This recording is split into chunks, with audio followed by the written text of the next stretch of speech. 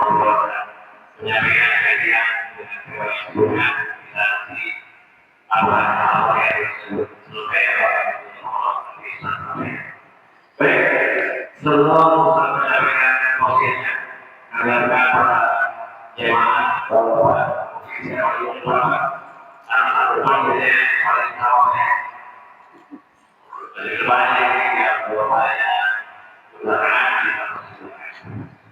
baik kemudiannya para jemaah yang membawa anak kecil agar bisa budaya anak-anaknya dan tidak bersih. Demikian kami sampaikan. Maka kita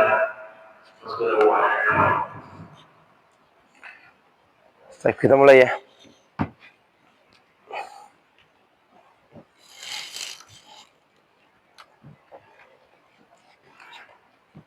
Bismillah. Assalamualaikum warahmatullahi wabarakatuh. Innal hamdalillah nahmaduhu wa nasta'inuhu wa nastaghfiruh wa na'udzu billahi min shururi anfusina wa sayyiati a'malina man yahdihillahu fala mudilla lahu wa man yudlil fala hadiya lahu wa asyhadu an la ilaha illallah wahdahu la syarika lahu wa asyhadu anna Muhammadan abduhu wa rasuluh sallallahu alaihi wa ala alihi wa sahbihi ajma'in wa sallama tasliman katsira amma ba'du fa inna asdaqal hadithi kitabullah wa khairal hadi hadi Muhammadin sallallahu alaihi wasallam شر الأمور محدثاتها فإن كل محدثة بدعة وكل بدعة ضلالة وكل ضلالة في النار. Jemaah sekalian rahimani wa rahimakumullah.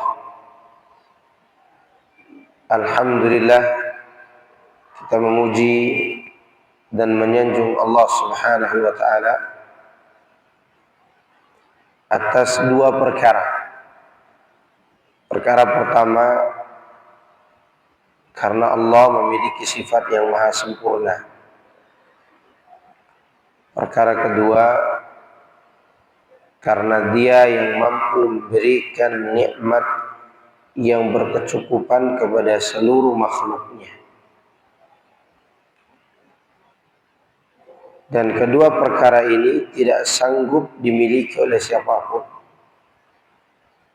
Maka oleh karena itu yang paling pantas menerima pujian yang sempurna hanya Allah saja. Kemudian salawat dan salam semoga tercurahkan kepada Nabi kita yang mulia Muhammad bin Abdullah dan kepada seluruh keluarganya serta orang-orang yang senantiasa mengikutinya dari kalangan para sahabatnya dan orang-orang yang datang setelah mereka. Naam jemaah sekalian, a'azani Allah wa iyyakum. Sekarang kita melanjutkan pembahasan dari surah Al-Fatihah. Suratul Fatihah sudah kita bahas sebagiannya pada pertemuan yang lalu. Sekarang kita coba membahas lanjutannya dari ayat Iyyaka na'budu wa iyyaka nasta'in. Iyyaka na'budu wa iyyaka nasta'in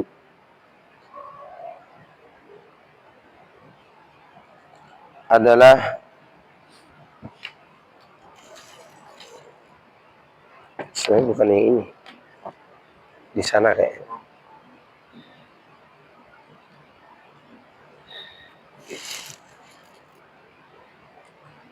Cek.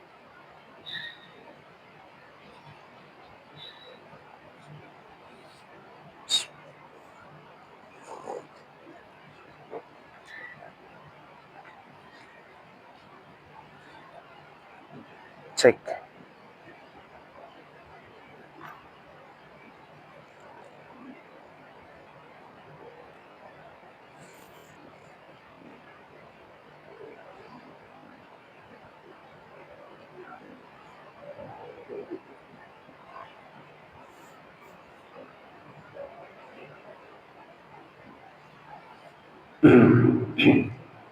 Nah, kita lanjut. Iyyaka na'budu wa iyyaka nasta'in merupakan inti dari seluruh isi Al-Quran, bukan hanya suratul Fatihah, dan dia adalah jantung surat itu sendiri. Dan iyyaka na'budu memiliki makna yang sangat dalam, yaitu membatasi semua kegiatan ibadah kita hanya untuk Allah saja.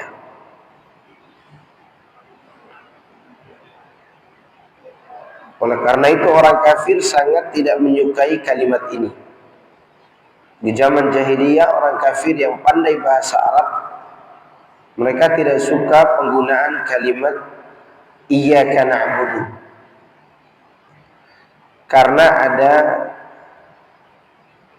pembatasan ibadah hanya untuk Allah. Yang mereka inginkan ayat itu dirubah menjadi na'budu iyyaka, kami beribadah kepadamu, namun tidak membatasi hanya kepadamu saja, boleh beribadah kepada berhala atau yang lainnya. Itu yang mereka inginkan. Ketika disebut iyyaka na'budu, maka mereka yang ahli syair atau sastra Arab tidak setuju dengan kalimat ini, karena dia semakna dengan kalimat la ilaha illallah. Iyyaka na'budu memaknai kalimat la ilaha illallah, yang artinya tidak ada yang berhak diibadahi dengan benar kecuali Allah saja. Demikian juga yang diungkapkan dalam kalimat ini, iyyaka na'budu. Makanya kalau antum baca terjemahan, ada terjemahan yang menyebutkan kami beribadah kepadamu. Ini terjemahan yang salah. Terjemahan ini menerjemahkan kalimat na'budu iyyaka, sedangkan terjemahan untuk iyyaka na'budu harus ditambahin kata hanya kepada engkau kami beribadah. Dan ini adalah hak Allah yang paling agung,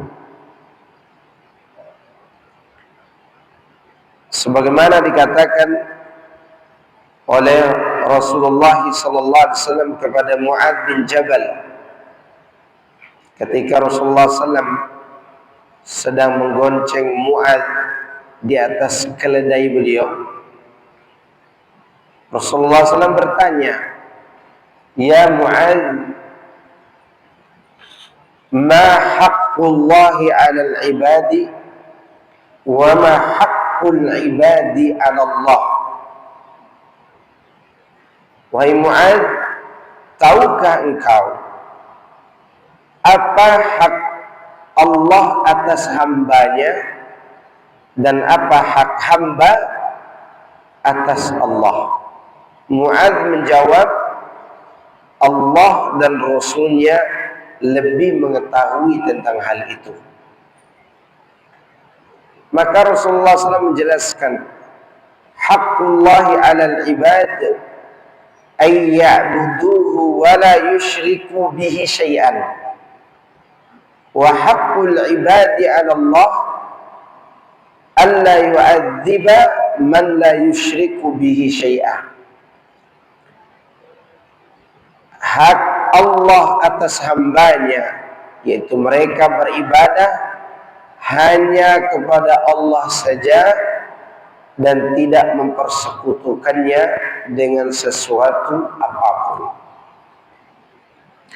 Dan hak hamba yang pasti akan ditunaikan oleh Allah, yaitu Allah tidak akan mengadab orang yang tidak mempersekutukannya dengan sesuatu apapun. Inilah yang diinginkan dari kalimat iyyaka na'budu, untuk mencapai hak Allah dan untuk memberikan hak hamba. Siapa yang bisa mempraktekkan kalimat ini dalam kehidupannya sehari-hari dengan cara menjauhi perbuatan syirik, maka dia telah mendapatkan satu langkah jaminan keselamatan, yaitu dia tidak akan kekal dalam api neraka jahanam. Karena ini adalah merupakan hak yang paling dicintai Allah. Oleh karenanya Rasulullah SAW ketika menjanjikan kebahagiaan untuk umatnya, apa kata beliau? Qulu la ilaha illallah tuflihu. Kalian ucapkan la ilaha illallah. Ucapkan di sini bukan qulu, ucapkan biasa saja, bukan. Karena kata qul atau kata qaul, kata qala dibarengi dengan pengamalan. Pengamalan la ilaha illallah itu ada di mana? Ada di iyyaka na'budu, yaitu mempersempit ibadah hanya untuk Allah. Apa yang dijanjikan Nabi? Tuflihu, niscaya kalian akan berbahagia. Ajaran yang luar biasa. Bahkan kata Ibnu Qayyim rahimahullah ta'ala, inilah tali penyambung hubungan baik seorang hamba dengan Rabb-nya. Kalau ada yang bertanya, apa arti jalan yang lurus?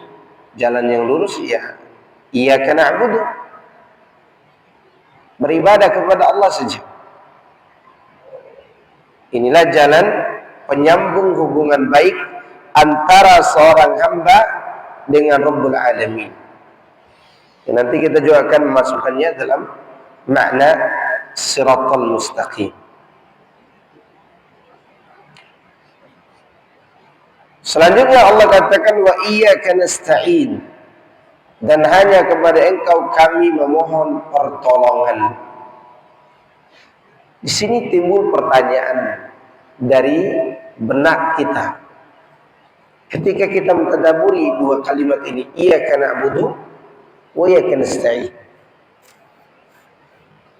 Wa iyyaka nasta'in seharusnya sudah berada dalam kalimat iyyaka na'budu, karena ibadah lebih umum daripada memohon pertolongan. Artinya memohon pertolongan ini sudah masuk dalam ranah ibadah. Untuk apa diulangi? Itu pertanyaan kita. Bukankah isti'anah, istighatsah, isti'adah, ya adzabhu, semua itu adalah ibadah? Termasuk iyyaka na'budu wa iyyaka nasta'in? Iya, masuk di dalam kalimat iyyaka na'budu.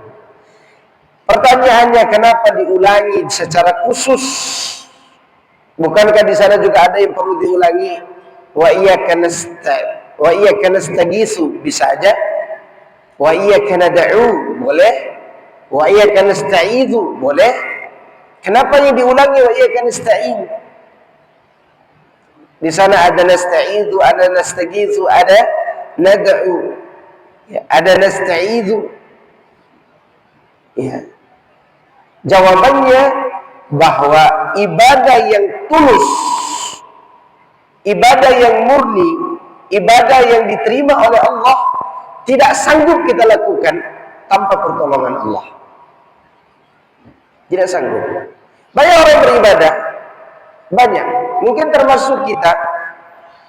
Kalau ibadah kita tidak ditolong oleh Allah, belum tentu kita bisa menegakkan ibadah yang diterima di sisi Allah Azza wa Jalla. Makanya kalimat ini penting. Penting pertama agar kita mohon pertolongan kepada Allah Yang kedua, melatih diri tawadu, rendah hati. Bahwa sehebat apapun fisik kita untuk rukuk dan sujud, kita tetap memohon pertolongan kepada Allah. Rukuk dan sujud mudah. Orang rukuk, sujud mudah. Tetapi belum tentu dia bisa melakukannya secara sempurna. Makanya ada kekhawatiran terhadap ibadah kita ini tidak diterima oleh Allah. Maka karena ada kekhawatiran itu, kita mohon, tolonglah kami ya Allah, agar kami bisa beribadah kepada Engkau. Makanya ada orang sholat 60 tahun lamanya, satu sholat pun tidak diterima oleh Allah. Tidak diterima. Itu yang kita khawatirkan. Maka kita mohon ya Allah, bantu kami untuk beribadah. Di dalam kalimat ini juga poin ketiga tadi disebutkan dia, kita mohon bantuan kepada Allah. Yang kedua, kita belajar tawadhu. Yang ketiga dari kalimat wa iyyaka nasta'in, di dalam kalimat itu kita pahami bahwa yang kita butuhkan dalam ibadah adalah pertolongan, dan yang kita butuhkan dalam menghadapi musibah kasih sayang.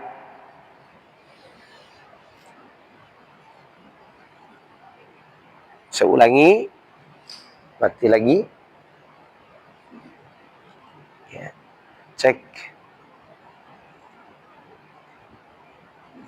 Yang kita butuhkan dalam menjalankan ibadah apa?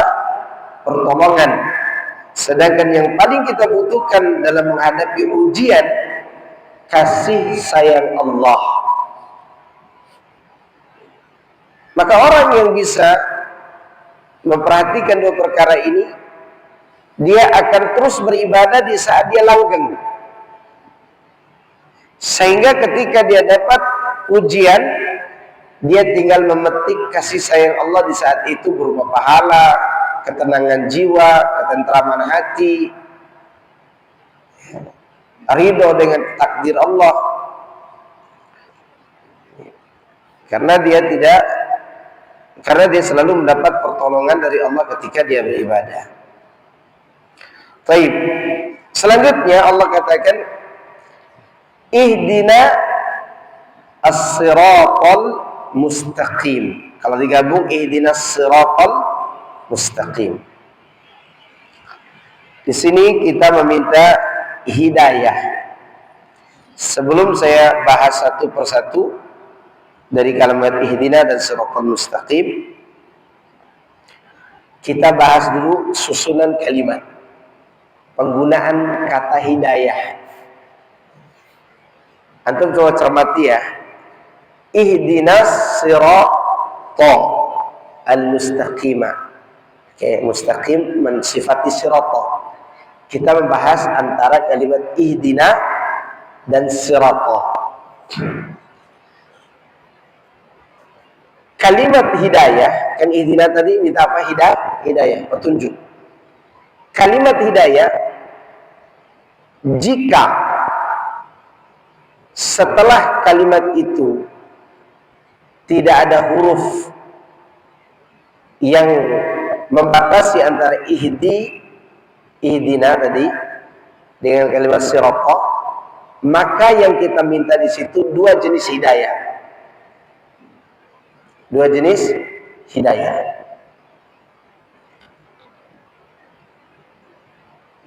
Yang pertama hidayah ilmu, hidayatul bayan. Ya Allah, berikanlah kami petunjuk untuk belajar. Itu arti hidayatul bayan. Hidayah untuk mengetahui penjelasan. Yang kedua, memohon hidayatul taufik, untuk bisa mengamalkan apa yang kita minta. Dan dua hidayah ini tergabung dalam permohonan kita, ihdinas siratal. Karena kalimat ihdina tidak ada huruf di antara keduanya. Tidak ada huruf ila, tidak ada huruf li. Beda kalau sebutannya ihdina ila sirati. Yang kita minta cuma satu, arahan saja. Belum tentu meminta taufik. Saya ulangi ya. Ihdina ila as-siratil mustaqim ditambah ila, yang kita minta cuma satu, meminta arahan. Sama seperti antum meminta bantuan kepada orang, Pak, arahkan saya ke tol Sentul. Orang itu tuh di situ, jalan lewat situ, nanti belok kanan ya. Karena ada nasi uduk di depan, antum diam, nggak jadi jalan. Cuman minta arahan saja, belum tentu bisa mengamalkan. Karena lihat depan, oh macet parah ini, dan nasi uduk aja dulu gitu kan, atau bubur ayam gitu. Itu gambaran meminta arahan. Tapi kalau meminta ihdinas sirata tanpa ila tadi, antum meminta arahan kepada dia dan sekaligus minta bekal untuk bisa tembus ke tempat yang diarahkan. Entah diberi mobil yang baru, atau di depan ada polisi patwal yang menguatkan jalan kita sampai ke tahun sana, atau meminta sesuatu yang supaya kita bisa amalkan apa yang kita minta arahan tadi. Itu kita minta dalam ihdinas siratal mustaqim. Makanya tidak menggunakan kata ilah. Tidak menggunakan kata ihdinas siratal ila siratil mustaqim, tidak begitu. Itu yang kedua, kalimat ilah itu kalau bersambung dengan kata ilah. Kalimat hidayah kalau bersambung dengan kata ilah. Bila hidayah disambung dengan kata lam, huruf lam, seperti dalam perkataan alhamdulillahilladzi hadana li hada. Kalimat li bukan ilah. Disebutkan dalam suratul A'raf, alhamdulillahilladzi hadana, hada kalimat hidayah, li berarti sudah sampai pada tujuan. Makanya ucapan ini ucapan penduduk surga. Kata penduduk surga, segala puji bagi Allah yang memberi kami hidayah lihada, untuk sampai ke sini. Sini ini mana? Surga. Ya, sudah sampai kalau ini. Maka kita di dunia karena belum sampai dan ingin sampai, supaya bisa sampai kita mohon dua hidayah. Ihdinas siratal mustaqim, tanpa ada kalimat apapun setelah hidayah itu yang kita minta, ya kan? Langsung siratal. Ini penjelasan dari susunan kalimat. Kemudian tadi disinggung oleh anak bahwa hidayah itu ada dua kalau berkaitan dengan pengamalan agama. Tapi kalau berkaitan dengan kehidupan secara umum, hidayah itu ada tiga. Hidayah yang pertama hidayah umum, yaitu hidayah manusia, hewan, jin, dan seterusnya untuk mencari nafkah. Siapa yang ngajarin semut itu bisa ngangkat makanan sampai naik ke tembok? Allah beri dia hidayah. Ya, alladzi qaddara fahada, dalam surah Al-A'la. Sabbih isma rabbikal a'la alladzi khalaqa fasawwa walladzi qaddara fahada. Ini hidayah yang disebut dalam suratul A'la ini adalah hidayah umum. Fahada, ada di orang, ada orang nggak bisa dagang, ternyata dia bisa cari nafkah dengan cara jual pisang di pasar. Belum tentu dia bisa jual HP, belum tentu dia bisa jual kuda. Ya, maka dalam urusan hidayah umum ini Allah berikan kalimat secara ringkas, inna sa'yakum lasyatta. Sesungguhnya usaha kalian beda, karena perbedaan hidayah umum yang Allah berikan kepada makhluk itu. Ya, karena itu pasti nanya, ada ulat bulu, oke? Gimana cara dia cari makan? Siapa yang ngajarin dia? Nggak ada yang ngajarin kecuali Allah langsung.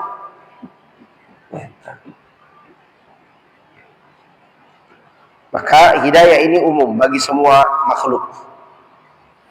Di lautan ada ikan, di daratan ada makhluk. Semua diberikan hidayah oleh Allah untuk bisa hidup, bertahan hidup. Ya. Nah, itu kaitan secara umum. Hidayahnya ada hidayah umum, ada hidayah bayan, ada hidayah taufik. Nah, kaitan dengan masalah hidayah akhirat, hidayah itu ada dua. Ilmu dan taufik. Bayan dan taufik. Bayan itu artinya ilmu. Dan keduanya harus berkaitan. Ya, ini hidayah. Kemudian siratal mustaqim. Di sini disebutkan sirata, jalan. Dan jalan yang disebut ini Allah gunakan dengan ungkapan kata tunggal. Kata tunggal. Ia menggambarkan bahwa jalan yang lurus itu hanya satu. Hanya satu. Nggak boleh berbilang. Kalau ada orang mengatakan boleh beda agama asal tujuan sama, misalnya gitu. Dalilnya apa? Banyak jalan menuju Roma. Iya, kalau ke Roma banyak jalan. Apalagi menuju Roma Irama, misalnya gitu kan. Ya. Menuju Roma banyak jalan. Bisa dari Afrika, bisa dari Jepang, bisa dari Amerika, bisa dari mana aja menuju Roma. Tidak tertutup semua jalan. Tapi menuju kepada Allah hanya satu jalan. Maka disebut ihdinas siratal mustaqim. Dan itu diperkuat dengan ayat 153 yang ada dalam suratul An'am, bahwa jumlah jalan itu hanya satu. Kata Allah, wa anna hadza sirati mustaqiman fattabi'uhu wa la tattabi'us subula fatafarraqa bikum an sabili dzalikum wasaqum bihi la'allakum tattaqun. Ini mati lagi, Mi.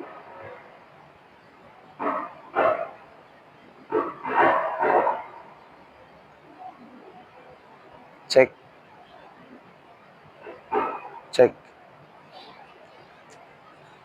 Dikasih waktu minum kopi kayaknya. Cek.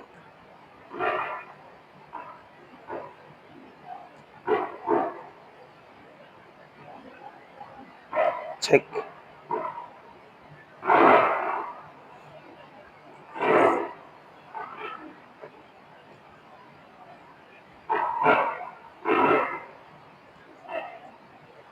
Cek.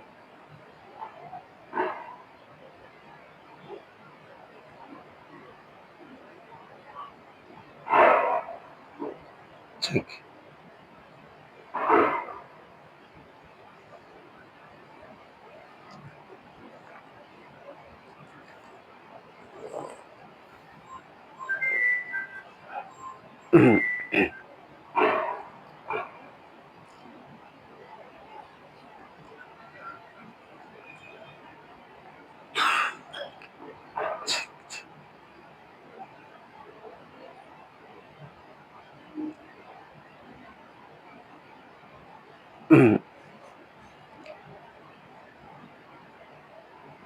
Ibu-ibu di belakang dengar gak suara saya?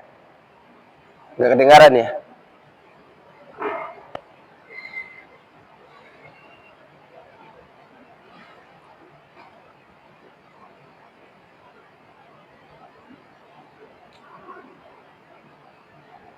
Cek. Atau kurang dekat itu?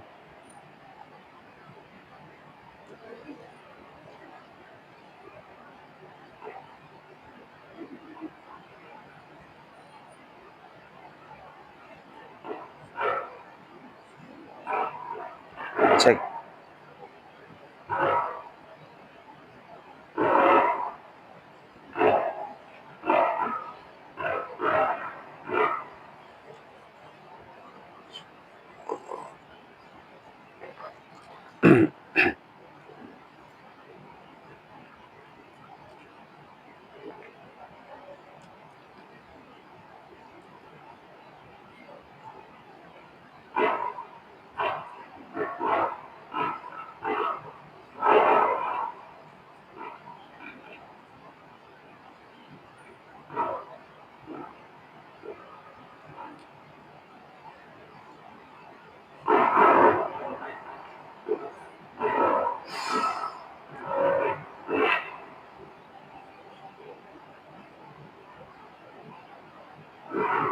Cek. Oke. Tadi disebutkan bahwa sifat jalan yang lurus itu hanya satu. Dan itu diperkuat dengan firman Allah dalam suratul An'am ayat 153.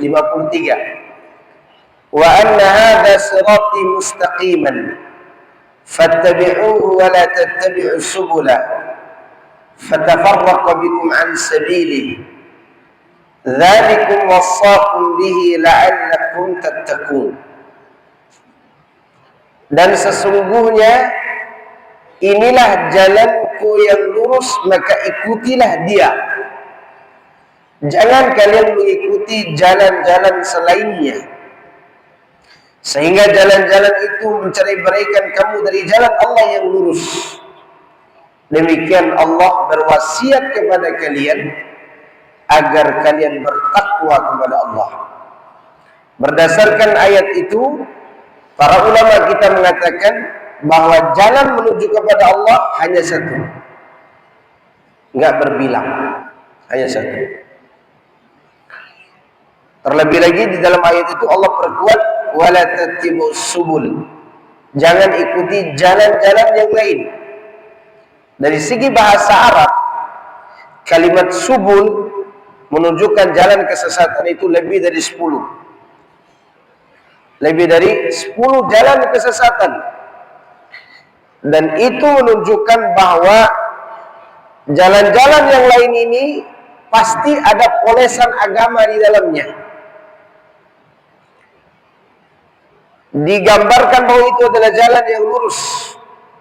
Oleh karenanya sebelum kita menempuh jalan itu, kita minta hidayah tadi, ya kan? Agar tahu persis mana jalan yang lurus itu. Jalan yang satu itu yang mana?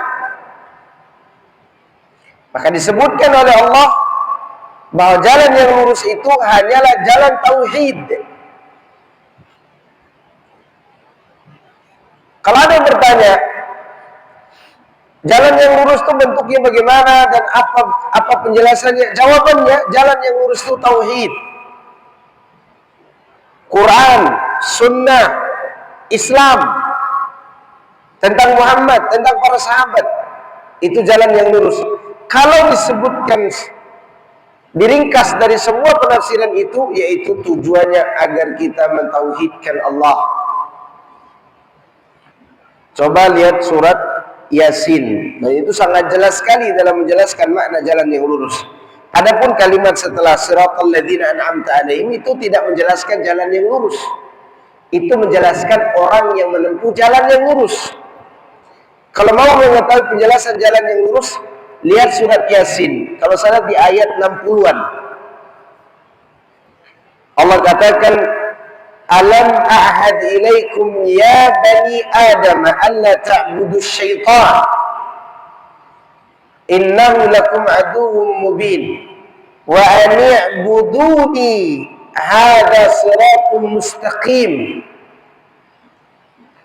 Wahai anak keturunan Nabi Adam, bukankah aku telah mengambil janji dari kalian agar kalian jangan beribadah kepada syaitan dan beribadah, innahu lakum aduwwun mubin, sesungguhnya dia musuh yang nyata bagi kalian.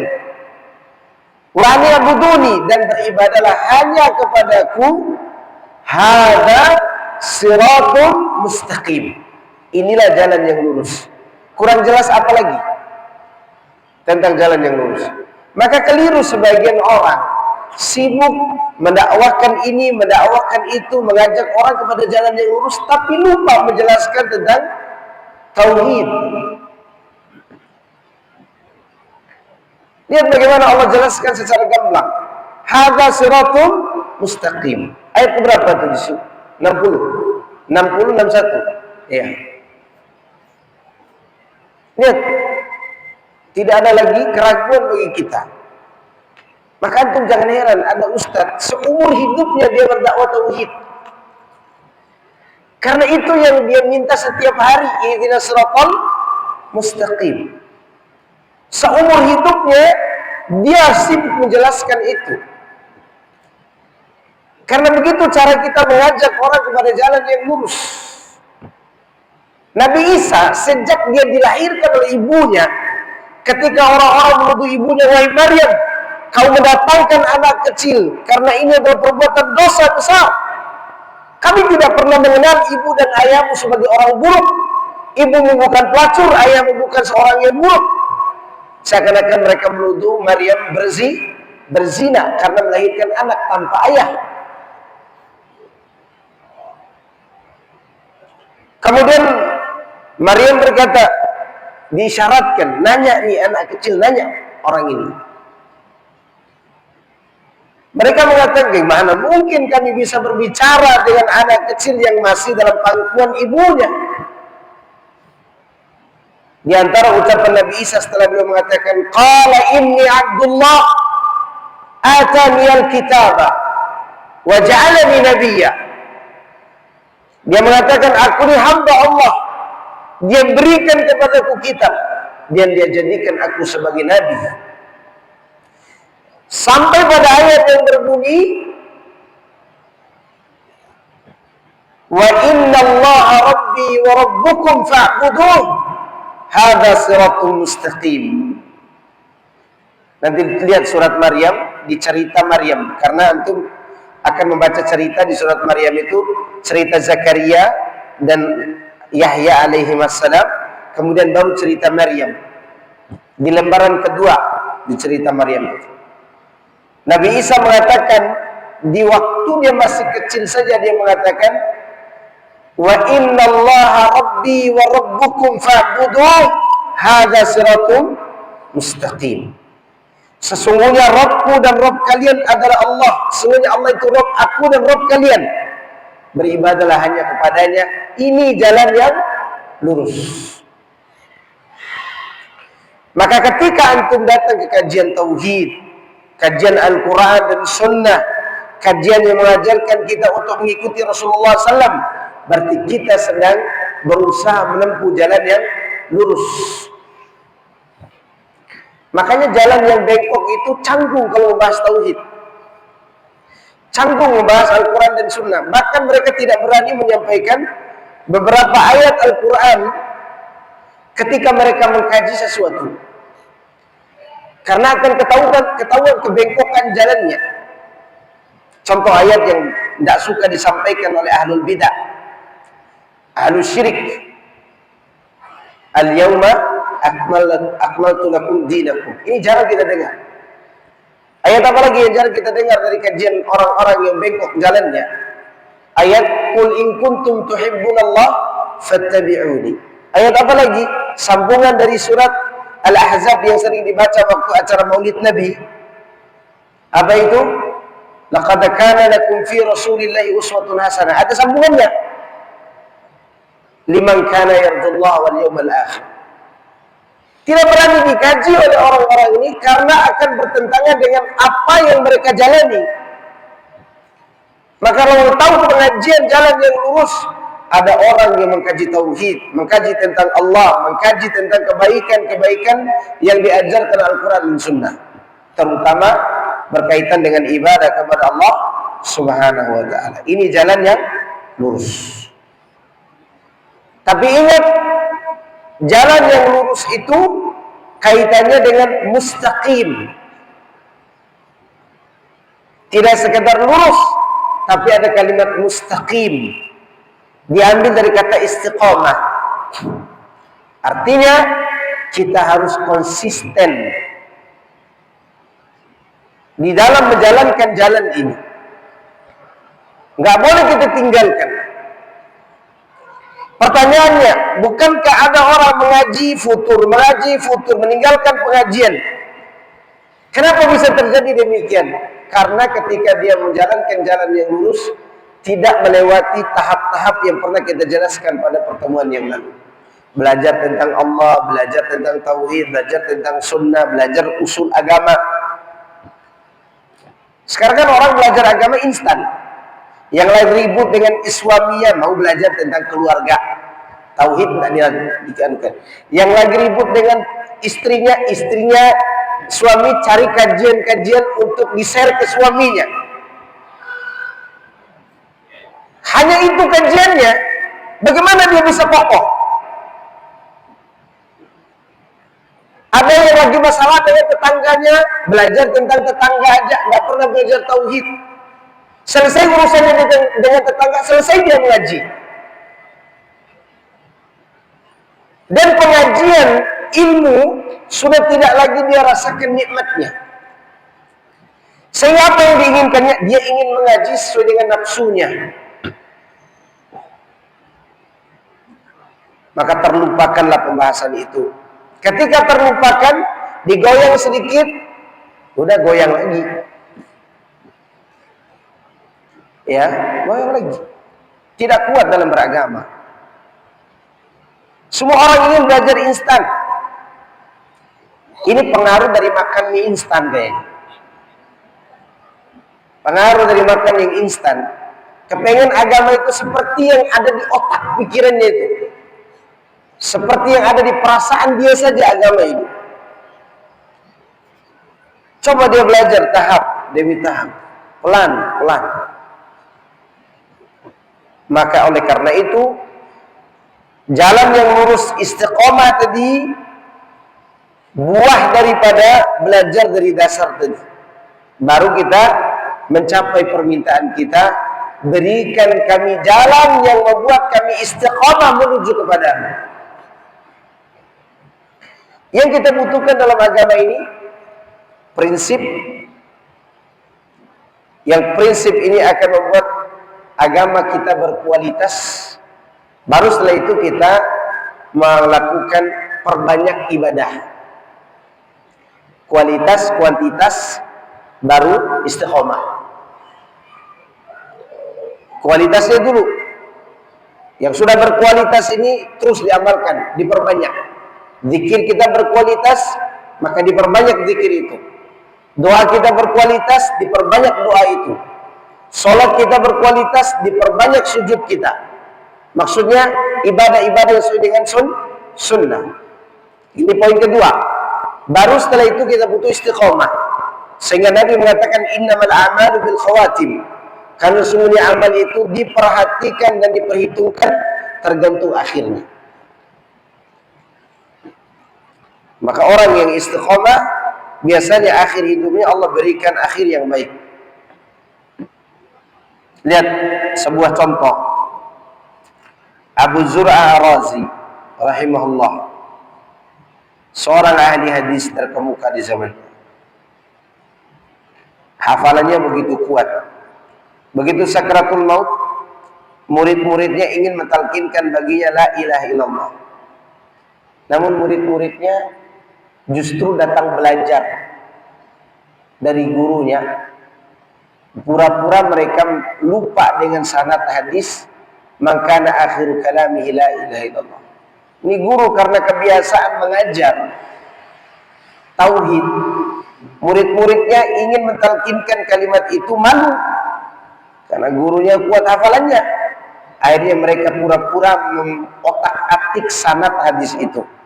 Sampai gurunya membenarkan hadatsana fulan, hadatsana fulan, hadatsana fulan.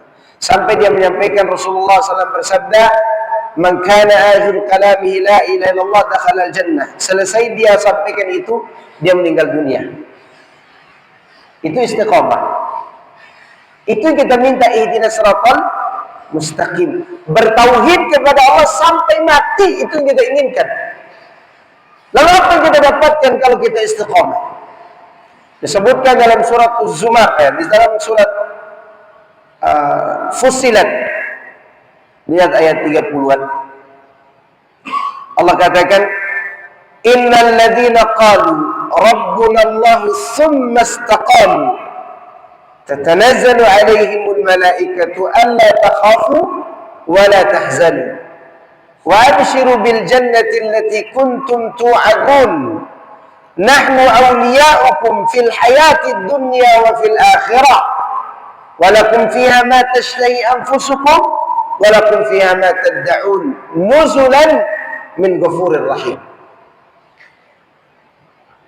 Kata Allah, sesungguhnya orang-orang yang mengatakan Rabb kami adalah Allah, kemudian mereka istiqamah Maksudnya istiqomah itu sampai mereka mati, itu mereka yakini. Dikatakan oleh Abu Bakar As-Siddiq radhiyallahu anhu ketika dia menafsirkan sungguhnya orang-orang mengatakan Rabb kami adalah Allah, kemudian istiqamah, kata Abu Bakar As-Siddiq radhiyallahu anhu bahwa mereka itu adalah yang bertauhid kepada Allah, tidak berbuat syirik sampai mati. Demikian juga penafsiran Abu Aliyah, seorang tabi'in. Demikian juga penafsiran ulama-ulama lainnya. Mereka sepakat orang ini mati dalam keadaan konsisten di atas tauhid. Kalimat summa istaqamu ini akhir hayatnya.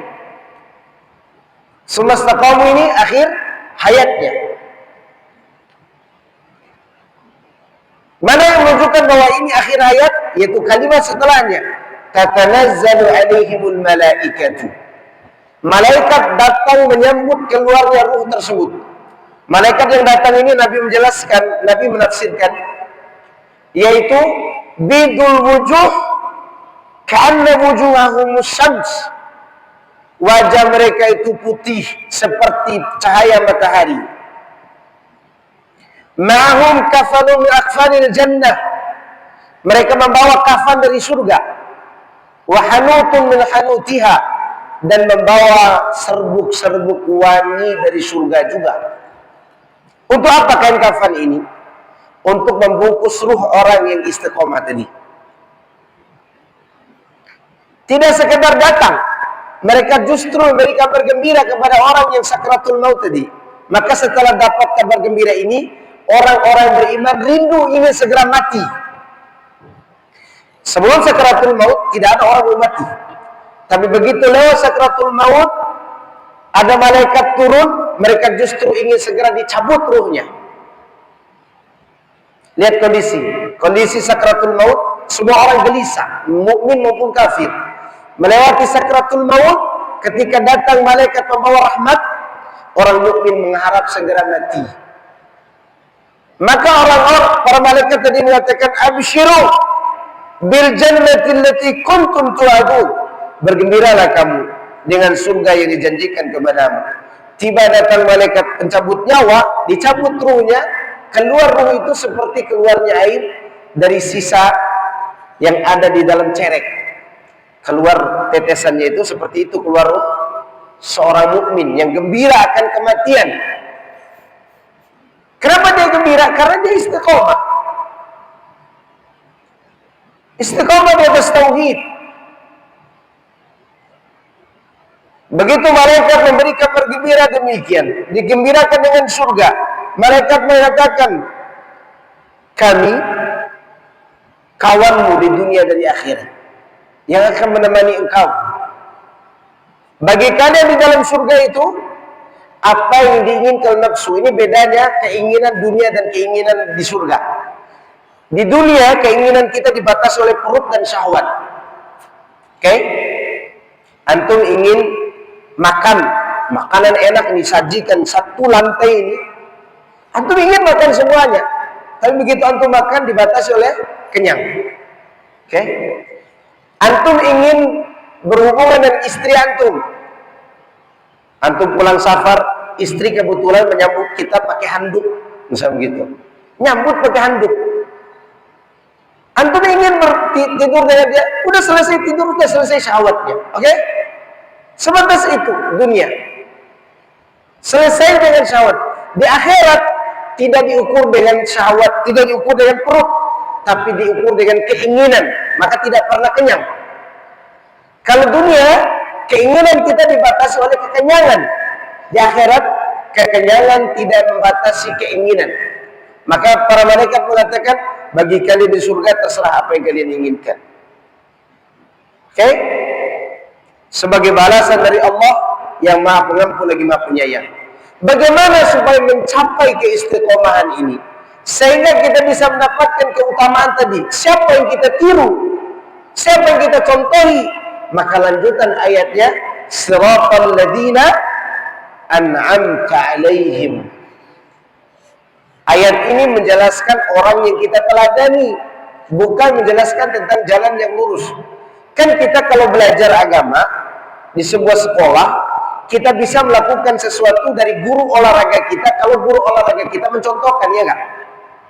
Betul nggak? Kita tahu guru olahraga kita ini bisa apa? Main bola. Kita contohi dia. Ada guru olahraga bisa menerangkan tentang teori, tapi begitu disuruh tendang bola, dia tendang kepala muridnya karena marah. Nggak tahu main bola. Nggak punya contoh berarti, sehingga muridnya nggak ada yang semangat untuk main bola. Demikianlah dalam beragama. Agar kita semangat menempuh jalan yang lurus, Allah sebutkan siapa contoh kalian. Contoh kalian itu adalah siratal ladzina an'amta alaihim. Jalan orang-orang yang kau berikan hidayah kepada mereka. Dan orang yang diberikan hidayah oleh Allah ini siapa? Ulaika ma'al ladzina an'ama Allah alaihim minan nabiyyin was-siddiqin wasyuhada was-salihin ulaika wa hasuna ulaika rafiqa. Mereka lah yang bersama orang-orang yang Allah beri nikmat kepada mereka. Siapa orang yang diberi nikmat itu? Para nabi, para siddiqin, Abu Bakar yang menjadi pemimpinnya, para syuhada Umar bin Utsman ada di dalamnya, para salihin Ali bin Abi Thalib ada di dalamnya, dan sahabat-sahabat Nabi. Ini contoh kita dalam beragama, dalam menempuh jalan yang lurus, bukan selain mereka. Kalau mau menempuh jalan yang lurus, cari tahu bagaimana orang-orang ini beragama, lalu kita tiru. Makanya penting kita baca sejarah, kita melihat sirah, kita membaca kehidupan orang-orang saleh agar ditiru, agar kita semangat. Nabi SAW kalau mau mengajarin orang sabar, beliau ajarkan kisah orang terdahulu. Selain itu beliau sampaikan kabar gembira, teori sejarah.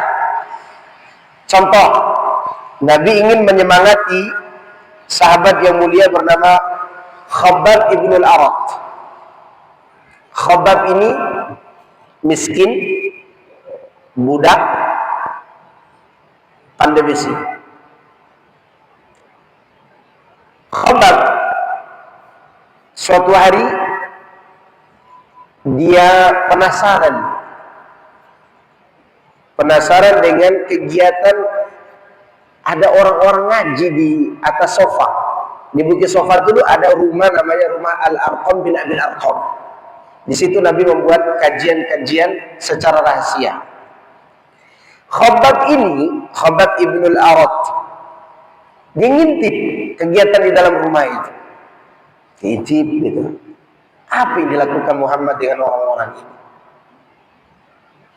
Maka tiba-tiba ada seorang sahabat menepuk pundaknya. Kalau kau mau dengar, masuk aja ke dalam. Nggak usah ngintip. Maka dibawalah dia ke dalam, disambut oleh sahabat-sahabat lainnya, dan dia langsung terkesima ketika mendengar langsung ayat-ayat Al-Quran disampaikan Nabi SAW tentang masalah ketuhanan, masalah kebesaran Allah. Lalu mulut ini ingin bergerak mengikuti lantunan kalimat itu, sampai dia mengatakan asyhadu an la ilaha illallah wa asyhadu anna Muhammadar Rasulullah. Ketika dia ucapkan itu, pastinya dia akan diuji oleh Allah. Keluar dari rumah itu, di tempat dia kerja, sudah dinanti oleh orang-orang kafir beberapa orang. Orang-orang kafir itu melihat dari kejauhan. Ini Khabbab nih, kayak menangis dia nih. Air matanya mengalir, bibir tersenyum, wajah ceria. Orang kalau seperti ini lagi ngapain? Sedih apa senang? Sedih apa senang? Air mata mengalir nih, wajah ceria, bibir tersenyum. Dia orang lagi ngapain? Senang, tapi senang yang udah tak bisa lagi diungkapkan dengan kata-kata. Semua reaksi di wajah itu terlihat akan kesenangannya. Singkat cerita, orang-orang bertanya, Khabbab, mana pedang kami yang kami titipkan kemarin untuk engkau buat Khabbab itu tidak fokus dengan pertanyaan itu. Dia masih fokus dengan apa yang dia dengar dari Rasulullah SAW. Dia jatuh cinta kepada Allah dengan cinta yang luar biasa. Kata Khabbab, sungguh indah apa yang dikatakan orang itu. Begitu menakjubkan ucapannya. Orang-orang bingung. Kami nanya tentang pedang kami, kamu lagi ngomong apa? Kata Khabbab, benar kalian tidak pernah dengar tentang ucapan orang itu. Siapa yang kau maksud? Kata Khabbab, betul kalian tak kenal dia. Yang kau maksud Muhammad? Kata orang-orang itu. Iya, Muhammad, siapa lagi selain dia? Orang-orang mendengar itu langsung marah. Berarti Khabbab udah pindah agama nih. Khabbab dipukul. Sampai Khabbab itu babak belur. Patah tulang belakangnya. Dipukul pakai besi. Sampai dia pingsan. Begitu dia siuman, dia usap darah di kepalanya. Sambil memandang ke ufuk barat, dia melihat bagaimana matahari tenggelam dijalankan oleh Allah begitu indahnya. Dia justru pada saat dia siuman, dia berkata, ya Allah, betapa indahnya engkau, betapa maha besarnya engkau. Singkat cerita, kejadian itu ditahu oleh bosnya. Dia masuk Islam, ditahu oleh bosnya. Bosnya itu wanita namanya Ummu Anmar. Ini galak nih wanita, galak, musyrikah, ya. Yang muslimah aja masih ada yang galak, ya enggak? Apalagi musyrikah. Ini musyrikah ini, musyrik, galak ini orang.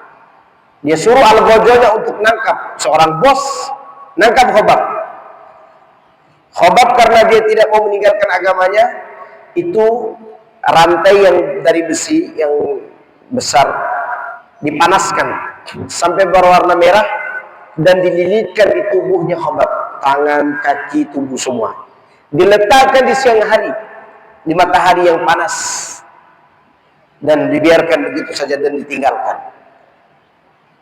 Sore hari atau setelah kejadian itu, Khabbab mendatangi Nabi SAW dan berkata, menunjukkan tangannya, menunjukkan kulitnya sudah melepuh. Di saat-saat masih lemah dakwah, kata Khabbab, ya Rasulullah, ala tad'u lana, ala tantasiruna, ya Rasulullah, belum waktukah untuk meminta kemenangan dari Allah? Engkau doakan agar kita ini diselamatkan. Nabi SAW bercerita kepada Khabbab, ini cerita agar dia mencontoh orang sebelumnya. Kata Rasulullah SAW, wahai Khabbab, wahai sahabat, dulu ada orang yang karena dia beriman kepada Allah, badannya ditanam setengah badan. Lalu setelah itu disuruh murtad dan dia tidak mau. Diletakkan gergaji besar di atas kepalanya, dibelah menjadi dua. Dia mati, tidak meninggalkan agama. Artinya ujian semacam itu sudah ada pendahulunya, wahai Khabbab. Ada lagi, kata Nabi SAW, orang yang beriman, karena keimanannya dia disisir dengan sisir besi di bagian dagingnya, semua dagingnya disisir pakai sisir besi, sehingga daging terlepas dari tulang, bukan kulit yang dilepas dari daging, tapi daging terlepas dari tulangnya. Dia mati dan tidak meninggalkan agamanya. Dua hiburan bagi Khabbab. Dia mendapatkan cerita tentang pendahulunya yang menempuh jalannya lurus dalam ujian. Tidak mudah meninggalkan agama. Lalu Rasulullah memberitahukan kabar gembira yang akan datang. Nanti suatu hari, kata Rasulullah, wallahi la yansurannallahu hadzal din, hadzal amr, hatta yasiru ar-rakibu min San'a ila Hadramaut la yakhafu illa Allah wa dhi'ba ala ghanami walakinnakum tasta'jilun. Demi Allah, satu masa nanti akan ada waktunya kita menang. Allah akan menolong agama ini. Sampai ada orang berjalan dari Son'a ke Hadramaut, karena waktu itu jalan ini penuh dengan perampok. Nabi mengatakan jalan ini akan aman, sehingga orang tidak lagi takut akan dirampok, kecuali mereka takut kepada Allah saja atau serigala yang makan dombanya. Tapi kalian ini tergesa-gesa. Khobab mendengar cerita itu, dia merasa lega, terhibur. Demikian cara kita beragama. Allah sengaja bercerita siratal ladzina an'amta alaihim agar kita tahu siapa contoh kita. Agar kita tidak meniru fulan. Tidak. Kita beragama hari ini meniru siapa? Orang sekarang. Maka kenapa kita harus perbanyak baca sejarah, memperbanyak melihat sirah, agar mempraktekkan ayat tadi, siratal ladzina an'amta alaihim. Bagi para dai, kalau mau mencontoh dakwah yang lurus, lihat bagaimana keberanian Nabi Ibrahim, lihat kesabaran dia, lihat bagaimana keilmuannya. Dia menggabungkan 3 hal: ilmu, sabar, berani. Karena ada orang berilmu tidak berani, disuruh naik mimbar gemetaran dengkulnya. Alhamdulillah, tidak berani sampaikan. Ada orang berilmu, berani, tapi tidak sabar, ya baperan. Sekalinya dibilangin orang kamu seperti kambing, kamu wahabi, berhenti dia dakwah. Atau dia share kajian di media sosial, tidak ada yang like and share, berhenti dia berkaji. Baperan, tidak sabar. Dakwah itu harus dengan 3. Contohnya ke siapa? Kepada Nabi yang diceritakan dalam Al-Quran. Saking berani Nabi Ibrahim di depan bapaknya dia ngomong tauhid, dan bapaknya yang memproduksi patung yang dijual. Sumber berhala bapaknya. Maka contoh inilah yang kita harus tiru kalau kita ingin berada di atas jalan yang lurus sampai kita mati. Kita diuji, ingat ujian mereka lebih parah. Lebih parah. Ada orang kadang dia futur tidak mau mengaji ketika bangkrut dagangannya, iya nggak? Nggak mau ngaji Kenapa? Nggak ada, dagangan saya semakin ngaji semakin bangkrut, kata dia begitu. Ingat kisah Nabi Ayub alaihissalam. Tanah berhektar-hektar habis, anak mati, diusir, disuruh tinggal di tempat sampah oleh kaumnya. Yang merawatnya cuma istrinya.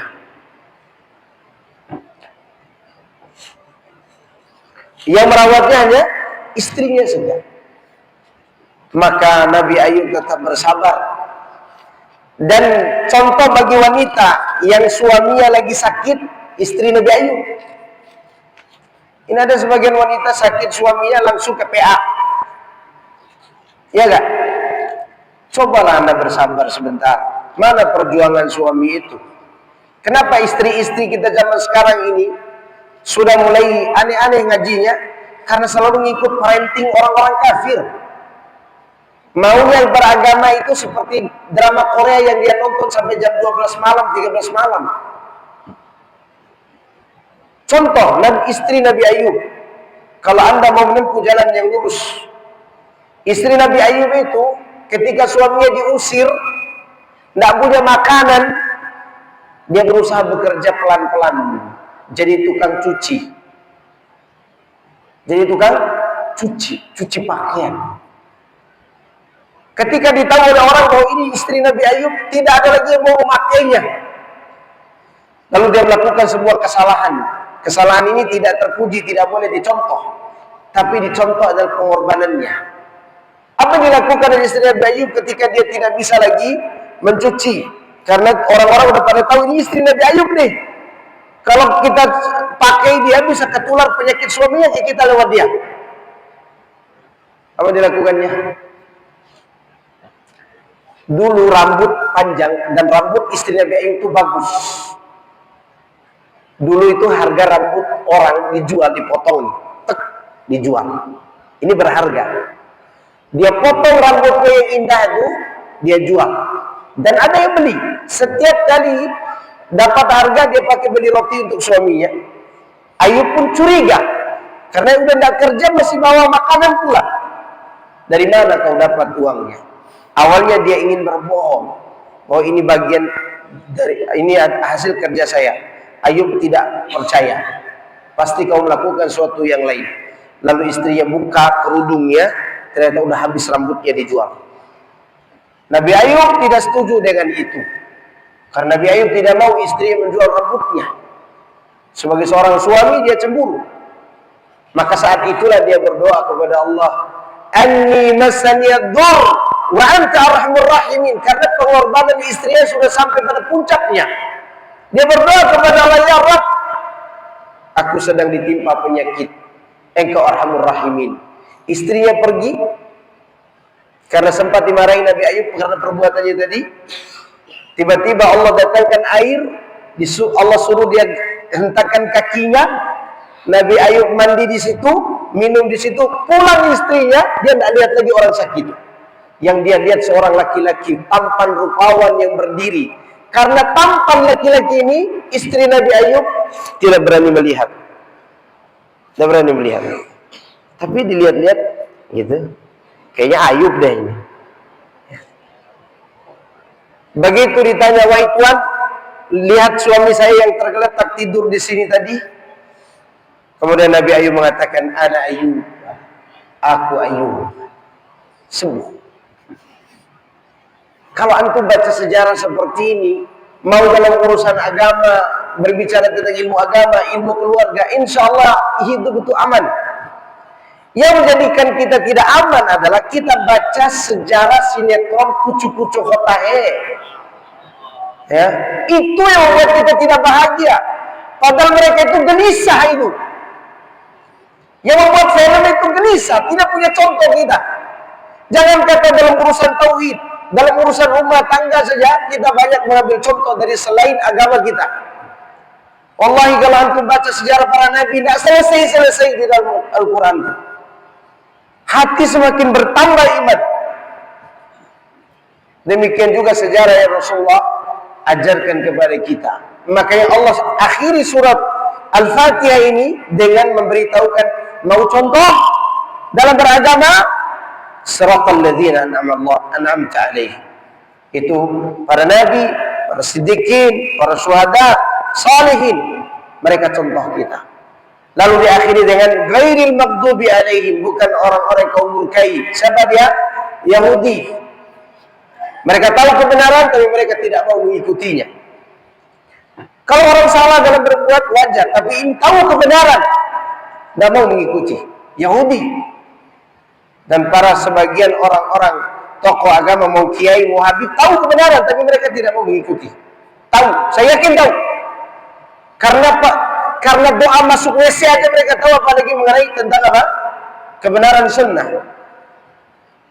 Maka dilarang oleh Allah, ghairil maghdubi alaihim, bukan jalan orang kaum murkai. Waladhdallin, yaitu orang-orang yang beramal tanpa ilmu seperti Nasrani. Dan dua perkara ini perusak jalan yang lurus. Catat baik-baik. Dua perkara ini perusak jalan yang lurus, perusak istiqamah. Tahu kebenaran tidak mengamalkan, dan mengamalkan apa yang tidak benar, yang tidak ada ilmunya. Nah, inilah faedah yang bisa kita ambil dari suratul Fatihah yang kita bisa kaji di siang hari ini, dan semoga ini bermanfaat bagi kita semuanya, terutama bagi anak pribadi yang membahas secara ringkas kalimat-kalimat yang ada dalam suratul Fatihah sesuai dengan apa yang saya baca dari perkataan para ulama. Nah, ada pertanyaan ini. Pertanyaannya ini satu kertas, ada 3 pertanyaan. Ya. Biasanya pertanyaan itu setengah. Ini takutnya pernyataan ini. Assalamualaikum warahmatullahi wabarakatuh, Ustaz. Waalaikumsalam warahmatullahi wabarakatuh. Semoga Ustaz Masykur dan seluruh jamaah yang hadir pada hari ini selalu dalam lindungan Allah Azza wa Jalla. Amin. Mohon izin bertanya. Satu, apakah kesempurnaan bacaan Al-Fatihah seluruh ayat tertib dan benar tajwidnya termasuk rukun sholat? Oke. Membaca Al-Fatihah ada yang disebut dengan sah bacanya, ada yang disebut dengan sempurna. Sah itu walaupun tidak sempurna tapi sah. Seperti orang membaca dengan makhraj yang benar tapi matnya agak kepanjangan. Contoh misalnya seorang imam membaca Alhamdulillahi Rabbil Alamin. Alamin. Ini tidak merubah makna, tapi tajwidnya tidak sempurna. Dan itu kita dengar juga dari Imam Masjidil Haram kan. Alhamdulillahi Rabbil Alamin. Ini lewat dua harakat. Dan ini sholatnya sah. Yang tidak sah itu apabila bacaan Al-Fatihahnya tidak sesuai dengan makharijul huruf dan merubah makna. Contoh, alhamdu dirubah menjadi alhamdu, ha jadi ha, ha keluar di tengah kerongkongan, ha. Kalau ha di bagian bawah. Arti dari alhamdu pakai ha, kematian. Kalau alhamdu segala puji, jauh gak maknanya? Jauh. Maka belajar makharijul huruf didahulukan sebelum belajar panjang pendek. Makharijul huruf, cara mengeluarkan huruf. Kalau kesalahannya yang kedua, maka batal sholat. Ya. Jika bacaannya tidak sempurna, ada kesalahan jalil, apakah sholatnya bisa? Kesalahan jalil itu yang saya sebutkan contoh yang kedua tadi, kesalahan fatal. Termasuk kesalahan fatal itu iyyaka dibaca iyyaka tanpa tasydid, atau dibaca iyyaka berarti antum kasih mat, nggak boleh, ada ya tambahan berarti bacaannya iyyaka na'budu, ini bacaannya nabr, hentakan suara pada kalimat tasydidnya. Iyyaka na'budu beda dengan iyyaka na'budu, berarti antum tambahin mat, nggak boleh, tambah huruf nggak boleh, bisa berbeda makna. Jika kita bermakmum dengan imam yang bacaan Al-Fatihahnya belum sempurna, bagaimana kita makmumnya? Kalau kesalahan yang kedua tadi, maka pindah sholat. Sholat ulang, atau Anda sholat sendiri, atau cari masjid lain. Ya. Kemudian pertanyaan kedua. Bismillah, semoga Ustadz selalu dalam lindungan Allah Azza wa Jalla, dan juga semua jemaah yang hadir pada kajian hari ini. Amin. Mohon pertanyaan Ustaz, akhir hidup masing-masing umat sudah tertulis di Lauhul Mahfuz. Namun kita tidak tahu bagaimana akhir hidup kita. Kita takut meskipun sudah meniti di jalan sunnah, namun apakah itu sudah menjamin akhir hidup husnul khatimah? Sedangkan ada yang sudah beramal soleh selama hidup, namun akhir hidupnya su'ul khatimah. Mohon pencerahannya Ustaz, bagaimana kita bisa mencapai akhir hidup husnul khatimah dan masuk ke dalam surga Firdaus. Barakallahu fikum. Kemarin yang bertanya, ini sesuai dengan hadis Nabi SAW. Wa inna ahadakum la ya'malu bi amali ahli al-jannati hatta ma yakuna bainahu baina illa dhira' fayasbiqu alaihi al-kitab fayadkhuluha fayamalu bi amali ahli an-nar fayadkhuluha.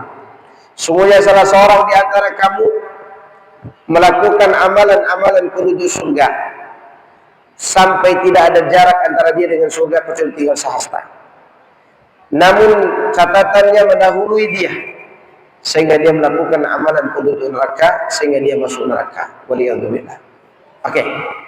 Kita tidak tahu takdir kita di Lauhul Mahfuz, tapi Allah beritahu kepada kita cara untuk mencapai surga. Ketentuan Allah ada 3. Ketentuan takdir, dan ini rahasia Allah. Yang kedua, ketentuan syariat, ini bukan rahasia lagi. Kita diberitahukan caranya. Ini disuruh kita tempuh. Yang ketiga, ketentuan balasan, itu hak Allah nanti di akhirat. Poin yang kedua, ketentuan apa? Syariat. Yang ini ketentuan syariat untuk selamat, untuk istiqamah, Allah beritahukan. mengikuti Rasulullah SAW dan ikhlas. Kenapa orang tadi beramal amal soleh di akhir hidupnya suul khatimah? Boleh jadi hatinya yang rusak, atau amalnya rusak tapi dalam pandangan orang di ahli surga. Karena disebutkan dalam hadis yang lain yang menjelaskan hadis tadi, fa inna ahadakum la ya'malu bi amali ahli al-jannati fima yarahu an-nas. Yang dalam penglihatan manusia dia ahli surga. Boleh jadi dia mengikuti sunnah, tapi tujuannya untuk mencapai tendensi lain, untuk dapat yayasan supaya dapat donasi, untuk dapat ini supaya dapat uang, dapat kedudukan, dianggap ustaz, cari popularitas, semua itu niat. Walaupun dia mengikuti sunnah. Atau dia ikhlas, dia baik, dia berakhlak mulia, tapi berada di atas bid'ah, sehingga pengikutnya melihat, oh dia banyak beramal soleh, tapi perbuatannya bid'ah. Seperti siapa? Teroris. Teroris niatnya baik, mau dapat surga, mau bunuh diri, membunuh orang kafir sembarangan, niatnya baik, tapi salah jalan. Salah jalan membuat seorang su'ul khatimah. Maka oleh karena itu, yang diperbaiki oleh kita sekarang ini banyak berdoa kepada Allah, lalu perbaiki amal kita dari dua sisi, sehingga kita bisa husnul khatimah. Apa kata Imam Malik rahimahullah? Ma kana lillahi abqa.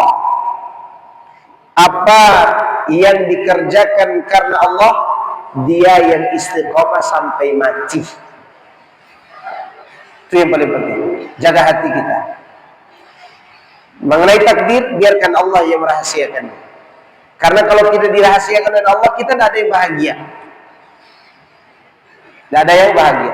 Coba antum tahu semua takdir antum. Tanggal 15 November tahun 2026, anak Bapak Johan atau Joni gitu dilindas Fuso. Kira-kira dari sekarang sampai November ke depan, bahagia nggak dia? Dia nggak bahagia. Dia mikirin takdirnya.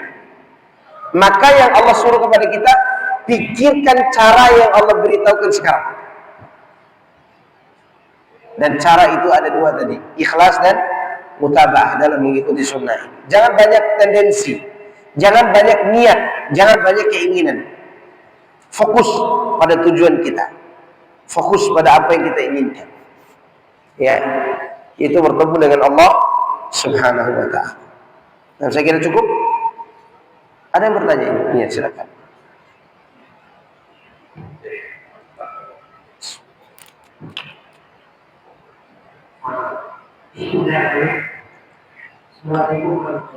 Waalaikumsalam warahmatullahi wabarakatuh.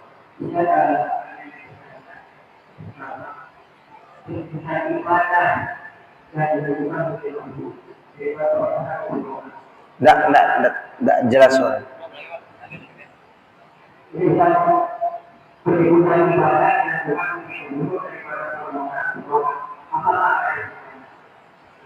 Lakukan ibadah baru mohon pertolongan. Di situ sebut ketawau. Ketawau di situ bersamaan dengan itu minta pertolongan. Atau sebelum beribadah pun minta pertolongan. Atau setelah beribadah minta pertolongan. Ya, karena di situ meminta pertolongan itu sendiri adalah ibadah. Oke? Coba selesai sholat, apa kita baca? Allahumma a'inni ala zikrika wa syukrika wa husni ibadati.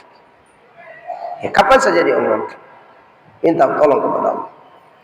Ya Allah, bantulah aku untuk apa? Untuk mengingatmu, untuk bersyukur kepadamu, dan perbaiki ibadahku.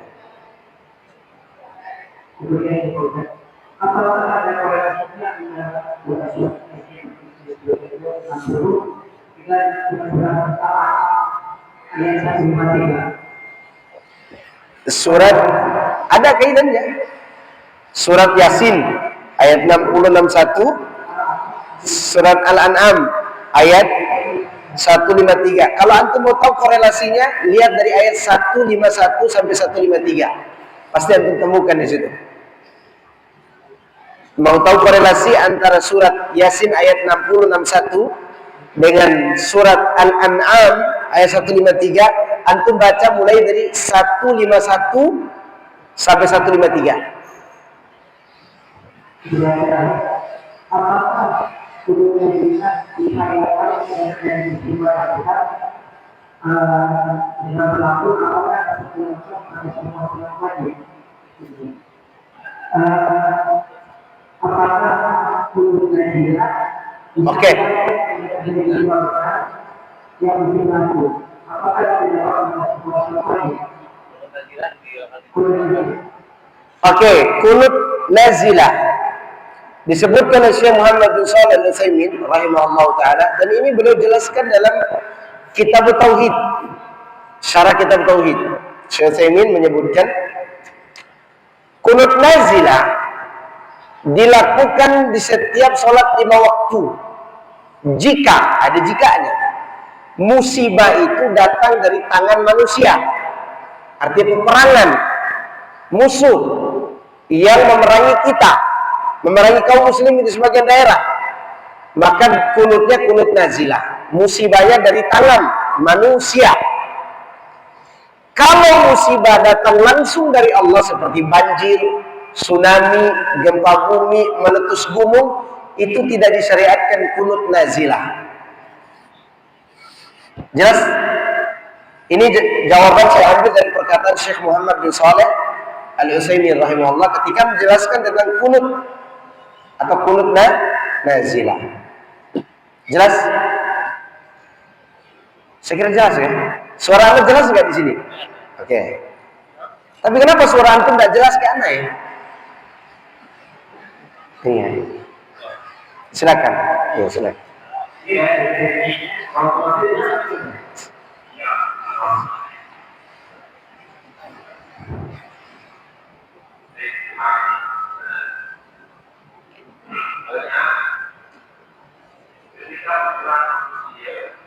Dinilai sukses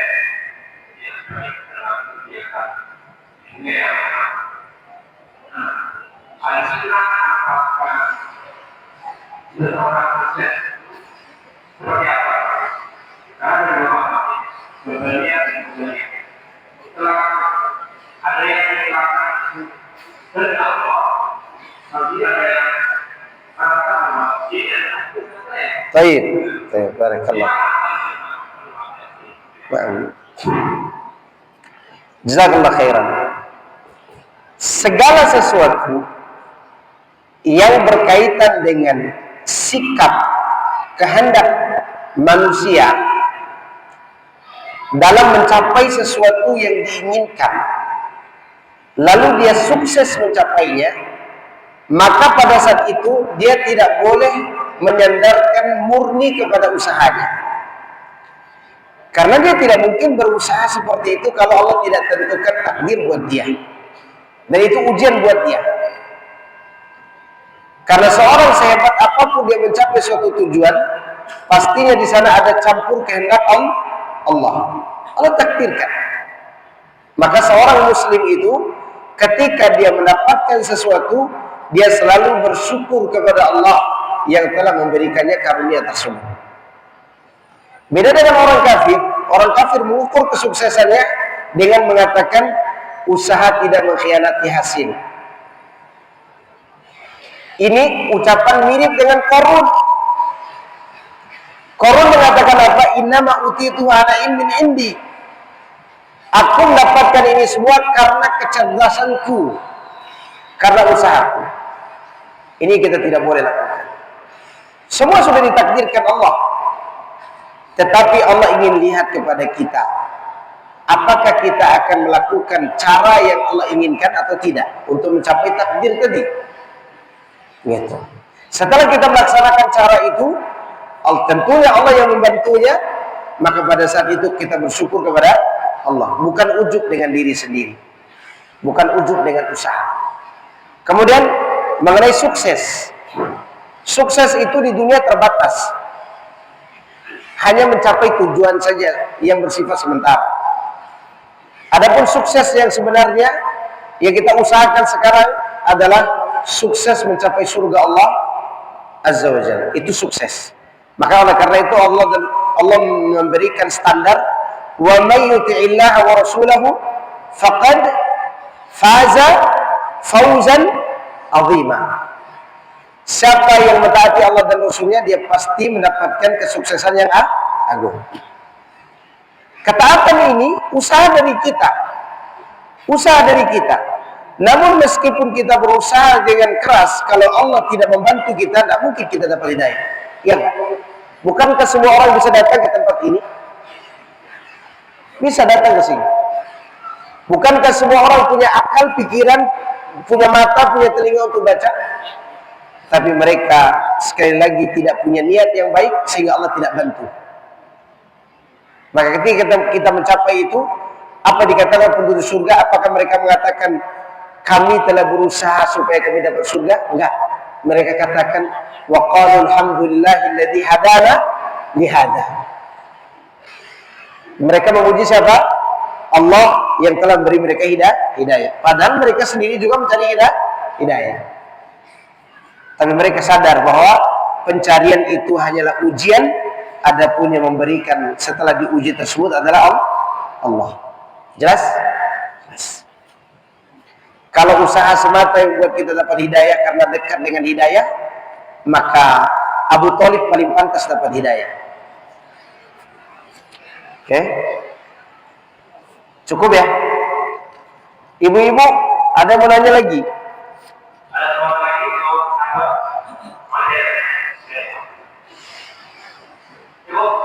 Cukup ya? Oke. Baik, saya kira itu bisa Anda sampaikan di siang hari ini. Karena jam menunjukkan jam 11 kurang 2. Berarti ini bonus buat saya 2 menitnya.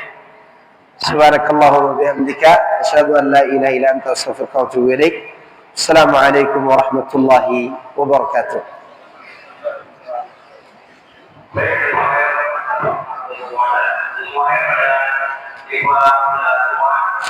Bahwa dari semua kalau nanti